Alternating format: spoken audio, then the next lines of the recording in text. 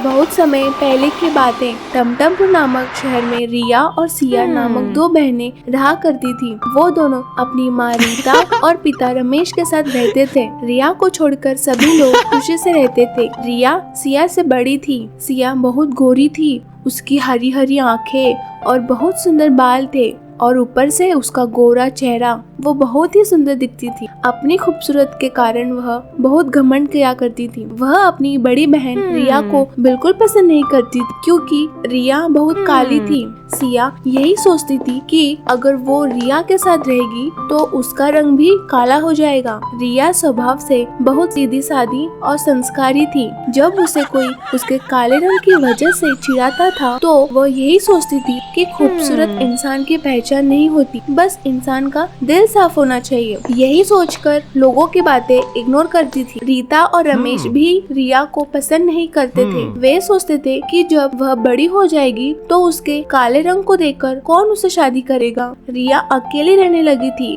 अब उसे अकेले रहने की आदत हो गई थी। जैसा प्यार बहनों में होता है वैसा प्यार सिया ने कभी रिया को नहीं किया। सिया हमेशा रिया को चिढ़ाती थी, लेकिन रिया को बुरा लगकर भी वह कुछ नहीं कहती थी। रिया घर पर सबको अपना मानकर बड़े प्यार से बात करती थी, लेकिन बदले में सब उसे गुस्से से ही बर्ताव करते थे। रीता अपना सारा प्यार सिर्फ सिया पर ही लुटाती थी। उसे सोते समय लोरी गाकर सुनाती और उसकी हर इच्छा पूरी करती, लेकिन रिया को थोड़ा भी प्यार नहीं करती। रिया अकेले ही खाना खाती और अकेली ही सो जाती। रिया अपनी इस उदासी भरी जिंदगी से बहुत परेशान हो चुकी थी और वो कभी कभी सोचती थी वो घर छोड़कर चली जाए। अगर वो घर छोड़ के चली जाए तो उसके माता पिता को कोई फर्क नहीं पड़ेगा। फिर रिया सोचती है कि ऐसा करना गलत है।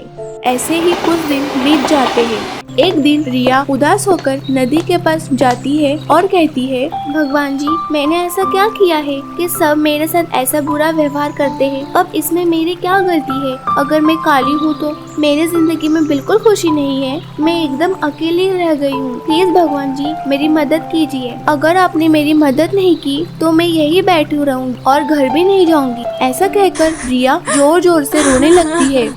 तभी अचानक वहाँ पर नील परी आ जाती है। नील परी को देखकर रिया सरप्राइज हो जाती है।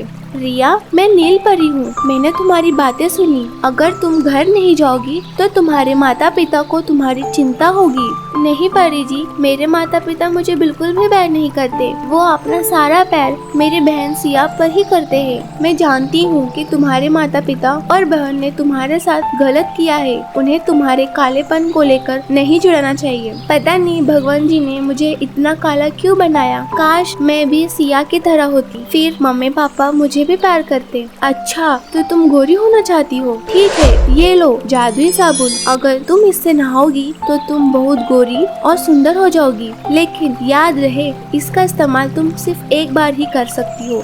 जो भी गोरा इंसान इसका इस्तेमाल करेगा वो काला हो जाएगा और काला इंसान करेगा तो वो गोरा हो जाएगा। ये बात याद रखना। अब तुम घर जाओ और आज के बाद कभी भी दुखी मत रहना। ठीक है नील परी जी, आपका बहुत बहुत शुक्रिया। नील परी रिया को जादुई साबुन देकर वहाँ से चली जाती है। घर आकर वह जादुई साबुन से अच्छी तरह नहाने लगती है। वो जादुई साबुन से नहाते ही रिया एकदम गोरी हो जाती है।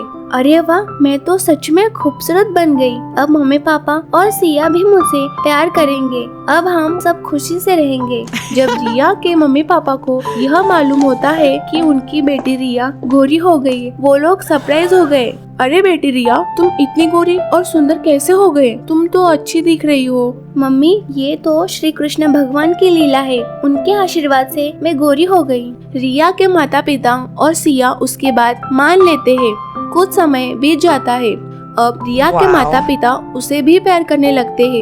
यह देखकर सिया को बहुत जलन होने लगता है।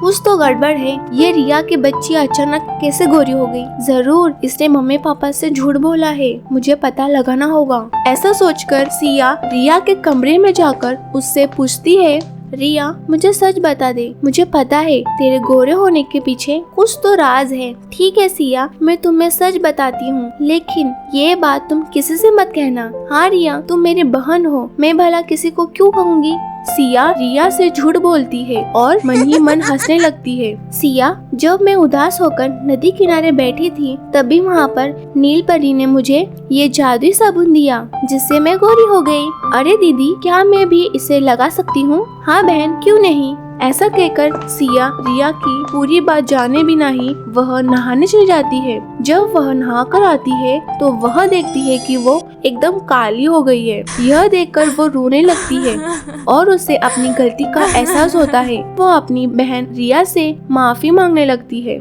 रिया जाकर नील परी को याद करती है। नील परी अपनी जादुई शक्ति के इस्तेमाल कर सिया को पहले जैसा गोरा बना देती है। उस दिन के बाद से रिया और उसका परिवार खुशी खुशी रहने लगता है।